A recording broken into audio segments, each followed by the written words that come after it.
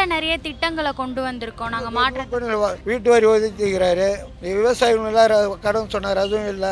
Auto தொழில் ஃபுல்லாக பக்காவாக அழிஞ்சு போச்சு. டூ வீலரில் இந்த ரேபிடோ ஓலா ஒழிச்சாதான் எங்களுக்கு இதில் 10 ரூபா வருமானம் வரும். எங்ககிட்ட அந்த 1% வருமானம் போயிடுச்சு. இந்த வருமானத்தை வச்சு நம்ம எப்படி கரண்ட் பில் கட்ட முடியும்? ஒரு 2 மாதத்துக்கு ஒரு தடவை 1000 ரூபா 1200 வர இடத்துல இன்னைக்கு 3000 கட்டுன்னு வருது. எப்படி கட்டுவாங்க மக்கள்? என்ன வருமானம் இருக்கு சொல்லுங்க. இது வரைக்கும் அந்தந்த ஏரியாவுக்கு செஞ்சேன்னு சொல்றாங்களா? பட் அவங்க கட்சிக்காரங்க மட்டும் தான் சொல்றாங்க, எங்க தலைவர் இதை செஞ்சுட்டாரு அதை செஞ்சுட்டாருன்றாங்க. செஞ்சது என்ன காட்ட சொல்லுங்க. ஆதவ அர்ஜுன் வந்தாரு, ஜெயிக்கித்து எலெக்ஷன் டைம்ல வந்தீங்க, எல்லாருக்கும் கை கொடுத்தாரு, தோல் கை போட்டு போட்டோ எடுத்தாரு, ஜெயிச்சு எம்எல்ஏ போஸ்டிங் விளையாட்டுத்துறை அமைச்சர் ஆயிட்டாரு. ஏரியாவுக்கு வராரா? 100 நாளில் ஒரு கருப்பழிப்பு ஜனத்தோட ஒரு 3 வயசு பொண்ணா கூட்டுப்பாளைகள் பண்ணிக்கிறாங்க. எங்கே பார்த்தாலும் ஒரே கொலை அடிக்கிறாங்க. காலேஜ் ஸ்கூலில் கெஞ்சா பழக்கம் ஓவராகி போச்சு. இந்த ஸ்கூல்லையும் பசங்க ஒரே கிராடாக பண்ணானுங்க. இப்போ கெஞ்சா எங்கே பார்த்தாலும் சின்ன பசங்களும் சரி பெருங்களும் சரி உள்ள எங்கே பார்த்தாலும் கெஞ்சா போதை ஓவரு. இந்த ஒயின் ஷாப்பு கடைங்கெல்லாம் மூடணும், கம்மி பண்ணணும். இது கெஞ்சாலாம் விற்கிறாங்களா அவங்களாம் தடுவு பண்ணணும். தாவேக்காவுடைய முக்கிய நோக்கமே போதையை ஒழிக்கிறது தான் இருக்கு. இந்த 3 மாசத்துல அது கரெக்டா பண்ணல ஓவராக இருக்குது. போதை பொருள் எங்கே பார்த்தாலும் சின்ன பசங்க இல்லாமல் எங்கே பார்த்தாலும் போக வண்டி ஓட்டின்னு ஒரே ரேஸ் ரெடி பண்ணின்னு எங்கே பார்த்தாலும் ஒரே அராஜகம் தான். அதுக்கு ஏதாச்சும் ஆக்ஷன் எடுக்கிறாங்க? எங்கே எடுக்கிறாங்க? போலீஸ் ஸ்கூல் விடும்போது போலீஸ் வரமாட்டாங்க. வரும்போது பசங்க இதில் எங்கே இந்த மாதிரி இப்போ எடுக்கிறதே வரல. ஆனால் வராங்க போலீஸில் ரவுண்ட்ஸ் வராங்க. சிக்கப்பெண் போலீஸ் வருது, ஒரு ரவுண்ட் அடிச்சுன்னு போயிடுறாங்க. அதாவது ஸ்கூல் விடுறாங்கல்ல, ஸ்கூல் விடும்போது கொஞ்சம் இருந்தாக்கா இருக்கு. டிஎம்கே ஆட்சியை விட பெட்டராக இருக்கா தாவேக்கா? அது திமுக ஆட்சி இதுதான். திமுக ஆட்சியில் இருக்குது தான் அப்படியே இருக்குது. எல்லா ஆட்சியும் அது மாதிரி தான் இருக்குது. திமுக ஆட்சியில் இவர் அது பண்ணுற இது பண்ண நிறைய இதுவும் இல்லை. அவ்வளோதான். ஸ்டாலின் பண்ணல. 100 நாள்ல நிறைய திட்டங்களை கொண்டு வந்திருக்கோம் நாங்கள் வீட்டு வரி ஒதுக்கிக்கிறாரு. இது விவசாயிகள் எல்லாரும் கடன் சொன்னார், அதுவும் இல்லை. ஆட்டோ தொழில் ஃபுல்லாக பக்காவாக அழிஞ்சு போச்சு. ஆட்டோ தொழில் அழிஞ்சு போச்சு. இப்போ சுத்தமாக எதுவுமே கிடையாது. இந்த ராய்பட்டா நாங்களாம் ஆட்டோ ஓடுறோம். ஆட்டோ ஓடினா இப்போ 2 வீலர் ராய்பட்டா வருது, அதில் போகிறாங்க. இப்போ லேடிஸ் சரி அவங்களும் சரி ஆட்டோ தொழில் ஒன்றும் கிடையாது. அதுதான் இந்த ராய்பட்டாவில் ஒழிக்கணும். நாங்கள் ஆட்டோ டிரைவர் சொல்கிறோம், ராய்பட்டா ஓலா இதெல்லாம் கவர்மெண்ட்டே நடத்தினாலாம் பரவாயில்ல. 2 வீலர் ராய்பட்டா ராப்பிட்டோ இந்த ஓலா இருக்குது, அதில் ஒழிக்கணும். அதுதான் 100 நாள்ல நிறைய சாதனை செஞ்சிருக்கோம்னு தாவேக்கா சைட்ல இருந்து செய்யல. என்னதான் நடக்குது அப்போ 3 வருஷம்? இந்த கொள்ளையை தாண்டி ஏதாச்சும் நல்லது பண்ணியிருக்காங்க? எங்கே நல்லது? எதுவும் நல்லது நடக்கவே இல்லையே. எம்எல்ஏ அந்த மந்திரி இருக்கிறாரு, அதில் பாக்ஸ் வச்சுக்கிறாரு. இன்னொரு அதில் பாக்ஸ் தான் வச்சுக்கிறாரு. இதுவரையில் ஒரு பக்கம் நன்றி சொல்ல வரல. அது வச்சுனா இதை தொந்துக்கிறாங்களா லெட்ரு போட்டுக்கிறாங்களான்னு தெரில. எந்த இதுவும் எம்எல்ஏ வரது இல்லையா, இந்த பக்கம் தொகுதி பக்கமாக வரது இல்லையா. ஆஃபீஸில் இருந்தால் தானே அவர் பார்த்துக்க. ஆஃபீஸில் வேறு ஒருத்தர் இருக்கிறாரு. அதுதான் இல்லை. இது இந்த 3 மாசத்துல நாங்கள் நிறைய இடத்துக்கு போய் பார்க்குறோம், அதுவும் அவங்க தொகுதியில் பார்க்குறோம் அப்படின்னு அமைச்சர் எம்எல்ஏக்கெல்லாம் சொல்லியிருக்காங்க. இந்த நான் இங்கே எங்கள் தொகுதியில் இங்கே ஐநாவரத்தில் எந்த எம்எல்ஏ இது பார்த்தல, எந்த மந்திரி இது பார்க்கல. சரி, இதுக்கப்புறம் எப்படி இருக்கும்னு நினைக்கிறீங்க? அது இனிமேட்டு தான் தெரியும். நம்மளுக்கு தெரியாது. அவன் நல்லது செய்தாக்கா நாட்டு மக்களுக்கு நல்லது.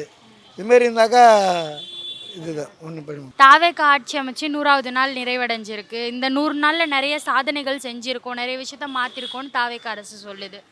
அது பப்ளிக்கை பொறுத்த வரைக்கும் தாவேக்கா அரசு ஒரே விஷயம் சொல்ல போனால் அவருக்கு ஒரு வாய்ப்பு கொடுத்துருக்காங்க. அந்த வாய்ப்பை அவர் கரெக்டாக மிஸ்யூஸ் பண்ணாத யூஸ் பண்ணால் நினச்சி நிற்கலாம், இல்லைன்னா வேஸ்ட்டு தான். ஏன்னா எல்லா கட்சிக்காரங்க இது வரைக்கும் வந்தால் எந்த பிரயோஜனம் இல்லை. அவங்கவுங்க சந்தர்ப்பத்துக்கு தான் இருக்கிறாங்க தவிர அந்த அரசியலில் இருக்கிறவங்களுக்கு தான் லாபம் இருக்குது தவிர அடிமட்டம் இருக்கிற வர்க்கத்துக்கு யாருக்குமே இல்லை. அன்னன்னைக்கு உழைக்கிறவங்களாம் கஷ்டப்பட்டு தான் இருக்காங்க. இதில் அவர் அண்ணன் சொன்ன மாதிரி 2 வீலரில் இந்த ரேபிடோ ஓலா ஒழிச்சாதான் எங்களுக்கு இதில் 10 ரூபா வருமானம் வரும். எங்ககிட்ட அந்த 1% வருமானம் போயிடுச்சு. இந்த வருமானத்தை வச்சு நம்ம எப்படி கரண்ட் பில் கட்ட முடியும்? ஒரு 2 மாதத்துக்கு ஒரு தடவை 1000 ரூபா 1200 வர இடத்துல இன்றைக்கி 3000 கட்டுன்னு வருது. எப்படி கட்டுவாங்க மக்கள்? என்ன வருமானம் இருக்குது சொல்லுங்கள்.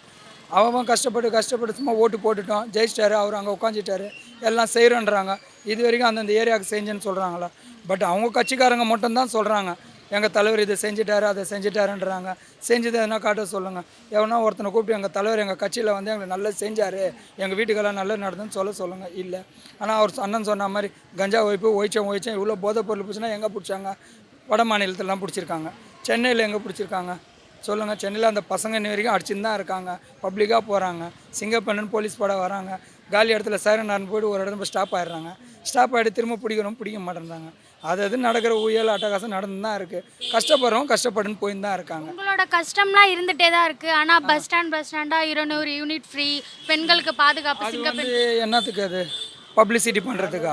இல்லை, இது பப்ளிசிட்டி பண்ணுறதுக்கு. இப்போ நீங்கள் வந்து இப்போ இருக்காரு, இவர் இந்த பத்திரிகையில் வந்து நல்லா ஆட் எடுக்கிறான்னு சொல்லி இவர் ஃபோட்டோ வச்சு போனால் என்ன நினைக்கும்? அவன் இந்த மனுஷன் நல்லா எடுக்கிறான் நல்லா பண்ணுறாருன்னு தான் வரும். அதெல்லாம் தேவையில்லைங்க பப்ளிசிட்டிக்கு. மக்களுக்கு என்ன? இப்போ வெறும் விளம்பரம் மட்டும்தான் பண்ணியிருக்காங்க. இது இப்போ பஸ் ஸ்டாண்டில் விளம்பரம் பண்ணி யார் கேட்டா? யாருன்னா கேட்டாங்களா? யாரும் எதுவும் கேட்கல. வாழ்வாதாரத்தை கேட்குறாங்க. மக்களுக்கு நல்ல ஆட்சியாக வேணும், தமிழ்நாட்டு நல்ல இதுவாக இருக்கணும். அது யாரால முடியலனாலும் நம்மளால் முடியும் செய்யணும். பிரச்சனை வருது எல்லாருக்கும், சிஎம்க்கும் பிரச்சனை இருக்கும். அதெல்லாம் வந்து ஒரு போஸ்டிங்கில் உட்காராருன்னா எல்லாத்தையுமே பண்ணணும், நிறைவேற்றணும். நம்ம ஜெயிக்கணுன்ட்டு வார்த்தை விட்டார், சிலிண்டர் 6 சிலிண்டர் கொடுக்குறேன்ட்டு. அது கொடுக்க முடியுமா? இப்போ எல்லாம் அது கஷ்டப்படுறாங்க. 2500 தரேன்னாரு, கொடுக்கல. தலைமை ஒரு நம்ம ஸ்டாலின் போட்ட அந்த 1000 தான் வந்துகிட்டு இருக்கு. புரியுதுங்களா? எல்லாமே வந்து வாயில் சொல்லிவிட்டு நம்ம உட்காந்துட்டு மக்களை திரும்ப மேலும் மேலும் கஷ்டப்படுத்தக்கூடாது. சட்டமன்றத்தில் ஆனால் எந்த ஒரு பிரச்சனையுமே இல்லை மக்கள்கிட்ட, நாங்கள் எல்லாத்தையும் மாற்றிட்டு இருக்கோம் அப்படின்னு அமைச்சர்களே சொல்கிறாங்க. அதுதான் சொல்கிறேனே, அவங்கவுங்க தொகுதிக்கு சட்டமன்றம் அந்த அரசியலை பற்றி தான் பேசுவாங்க. இப்போ நீங்கள் உங்கள் வீட்டு கூட்டு குடும்பத்தில் 10 பேர் இருக்கீங்கன்னா உங்கள் ஆளுங்களை நீங்கள் விட்டு கொடுக்க மாட்டீங்க. நீங்கள் சொல்லுவீங்க எங்கள் சித்தப்பா பண்ணார், நான் பார்த்தேன், இவர் மாமா பண்ணார், இதுதான் சொல்லுவீங்க தவிர வீட்டுக்கு வெளியில் வந்து பண்ணுன்னு யாருன்னா சொல்லுங்கள். நீங்கள் வந்து நல்லது பண்ண உங்களை சொல்லுவீங்களா? சொல்ல முடியாது. அந்தந்த இடத்துல இருக்கிற மாதிரி தான் பேசிட்டு போக முடியும். நல்லா ஆழமாக இறங்கணும். இறங்கினா தான் டீப்பாக போனால் தான் யாரோட நிலைமை எப்படி இருக்குன்னு. இப்போ ஒரு அண்ணன் சொன்ன மாதிரி இப்போது ஆதவ அர்ஜுன் வந்தார், ஜெயிக்கிறதுமே எலெக்ஷன் டைமில் வந்தீங்க, எல்லாருக்கும் கை கொடுத்தாரு, தோல் கை போட்டு ஃபோட்டோ எடுத்தார். ஜெயிச்சு எம்எல்ஏ போஸ்டிங் ஆகிக்கொண்ட விளையாட்டுத்துறை அமைச்சர் ஆகிட்டார். ஏரியாவுக்கு வராரா? ஒரு நன்றிக்காச்சுன்னா வந்து இந்த வில்லிவாக்க தொகுதிக்கு நீ எம்எல்ஏ. பொதுவாகவே சொல்கிறேன், ஒருத்தர் ஓட்டு போட்டு ஒன்று ஜெயிக்க வச்சு வில்லிவாக்கத்துறைனா இப்போ எவ்வளோ பேர் ஓட்டு போட்டு ஒன்று ஜெயிக்க நிற்க வச்சுருக்காங்க. அதுக்கு வந்து ஒரு மரியாதைக்கு போட்ட ஓட்டு ஜனங்கள் மேலே கோரிக்கைகளை கேட்கணும். இப்போ இந்த போஸ்ட் பாஸ் வச்சுன்னா 4 பேர் லெட்ரு போட்டால் அது போயிடுமா? அது சொல்லுங்கள். நம்பரை கொடுத்து சிஎம்கே பேசலான்றாங்க, எடுத்துருவாங்களா ஃபோனு? பார்த்தா 6 லட்சக்கணக்கான பேர் குறை இருந்துன்னு தான் இருக்குது.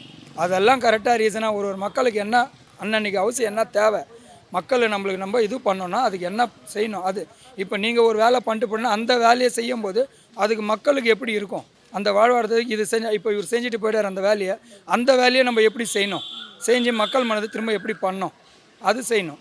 அது சட்டமன்றத்தில் அந்த விஷயங்கள் பேசும்போது கவன ஈர்ப்பு தீர்மானம் நடக்கும்போதே உங்கள் ஆட்சியில் இது நடந்திருக்கு, உங்கள் ஆட்சியில் இது நடந்திருக்கு. அது வந்து 5 விரலும் ஒன்றாவாதுங்க. அவங்கவுங்க ஆட்சி பற்றி குறை சொல்லி தான் காலத்தை ஓட்டிகிட்டு போகிறது தான் காலமே இது. சரிங்களா? யாரும் அடிப்படையாக இறங்கி யாருக்கும் அது செய்கிறதில்ல.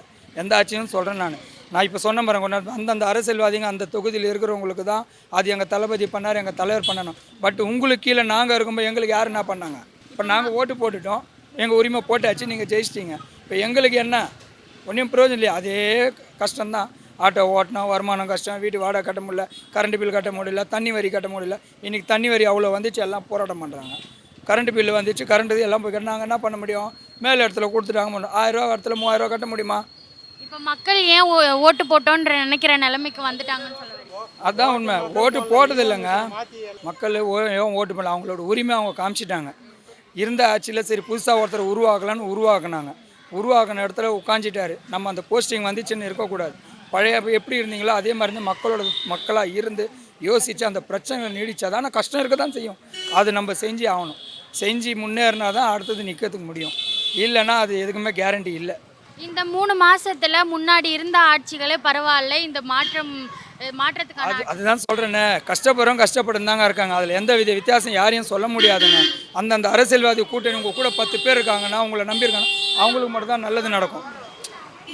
அவங்களுக்கு கீழே நாங்கள் இருக்கிறவங்க ஒன்றையும் சொல்ல முடியாது. இப்போ ஓட்டு போட்டேன் எலெக்ஷன் டைமில் அவனுக்கு பணம் கொடுத்தாங்க, வாங்கிட்டு போயிட்டாங்க கட்சிக்காரங்க. ஓட்டு போட்டவங்களுக்கு என்ன இருக்குது? அந்த மாதிரி தான் எல்லாமே. எதுவுமே வந்து கெஸ் பண்ணி கரெக்டாக சொல்ல முடியாது. அந்தந்த சூழ்நிலைக்கு ஏற்ற மாதிரி தான் போயிட்டு இருக்குது. அவங்க அரசியலில் உட்காண்டானா அரசியல் அதுக்கேற்ற மாதிரி அவங்க போகிறாங்க. பட் அந்த கீழே அடிமட்டம் இருக்க நினைக்க மாட்டேன்றாங்க. மக்களாக சேர்ந்து நினச்சாதாங்க யார் கஷ்டம் எப்படி இருக்குது, எப்படி நிறைவேற்றணும். இப்போ அவருக்கு வந்து பணம் வேணும்னா என்ன வேணாலும் பண்ணிட்டு போகலாம். இப்போ எங்கள் பணத்தை நாங்களே கஷ்டப்படுறோம். இப்போ எங்கிட்ட கரண்ட் பில் ஏற்றி இவ்வளோ கேட்குறாங்க, வரி கட்டி இவ்வளோ கேட்குறாங்க, எப்படி கொடுக்க முடியும்? அந்த கட்சியிலையும் சரி ரேபிடோ ஓலா பைக்கை ஒழிச்சிருங்கன்ற அதில் போகிற 100 ரூபா எங்களுக்கு வரும். எங்களுக்கு வந்து அந்த 100 ரூபா ஓடும். இன்றைக்கி பைக்கில் ஒன்றுமே சேஃப்டி இல்லை, எதுவுமே இல்லை. என்ன கேரண்டி இருக்குது சொல்லுங்கள்? அவங்களுக்கு என்ன லைசன்ஸாக கொடுத்துருக்காங்க? எங்களுக்கு பர்மிட்லேருந்து லைசன்ஸ்லேருந்து இன்சூரன்ஸ்லேருந்து ரோட் டேக்ஸ்லேருந்து எல்லாமே போகிறோம். எங்கள் பேட்ச் வச்சு நாங்கள் ஓடுறோம். 2 வீலரில் என்ன இருக்குது? ஒரு ஆர்சி புக் இன்சூரன்ஸ் வச்சு ஓட்டிகிட்டு போகிறாங்க. என்ன கேரண்டியா? உயிர் போச்சுன்னா கேரண்டியா? எங்கள் வண்டியில் சேஃப்டி. அது ஏன் 10-20 பால் மாறாத அதில் போகிறாங்க, இதில் வரமாட்டேன்றாங்க. அதெல்லாம் ஓய்ச்சாலே எங்களுக்கு ஆட்டோமேட்டிக்காக எல்லாருக்குமே நல்ல பேர் வந்துடுங்க. நீங்கள் ஒரு 10 ரூபா உதவி பண்ண தேவையில்ல, வீடு வீடாக கொடுக்க தேவையில்லை. இருக்கிற பிரச்சனை நல்லபடியாக முடித்து மக்கள் மனசு சந்தோஷப்படுத்தினாலே போதும். ஆட்டோக்காரங்க பொறுத்த வரைக்கும் இந்த பைக்கு இது எல்லாருக்குமே தெரிஞ்ச கதை. வீட்டில் சமைக்கிற பொம்பளைங்க கூட இன்றைக்கி அவாய்ட் பண்ணிவிட்டு 11 மணிக்கு கிளம்பி போயிடுறாங்க. போயிட்டு வந்தால் 1000 ரூபா ஓட்டு போகிறாங்க. என்ன இருக்குது சொல்லுங்கள்?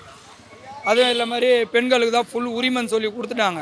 இதில் பெண்கள் என்ன பண்ணால் கூட சரி கேள்வி கேட்கறதுக்கு இல்லை. அப்போ ஆம்பளைங்கெல்லாம் குறை சொல்லுங்கள். ஆம்பளைங்களுக்கெல்லாம் இப்போ மனுஷன் இல்லையா? எங்களுக்கெல்லாம் மான மரியாதை சூடு சொன்னேன் இல்லையா? இப்போ நீங்கள் வந்து இவர் என்ன வந்து கிண்டல் பண்ணா சார் போம்போன்னா உடனே அவர் மேலே ஆக்ஷன் ஆகிடும். இப்போ நான் வந்து இந்த மாதிரி போகும்போது என்னை இடிச்சிட்டு போகிறேன், கேட்டால் தகாத வார்த்தை பேசுகிறாங்க, கேட்டால் உங்களை கேட்பாங்களா? பின்ன நாங்களும் மனுஷன் தானே, எங்களுக்கும் உரிமை கொடுங்க. கொள்ளடிக்கிறவனை போய் நீ என்ன வேணா பண்ணு, கிட்னாப் பண்ணுறவனை பண்ணு, பலாத்காரம் பண்ணுறவனை பண்ணு. நல்லவங்களாம் யாரும் இல்லையானா தமிழ்நாட்டில் எல்லாருக்குமே பாருங்கள், நல்லது கெட்டது பார்த்து தான் எதுவுமே செய்யணும். அது மட்டும் இங்கே நம்ம தமிழ்நாட்டில் யாரும் பண்ண மாட்டேன்றாங்க.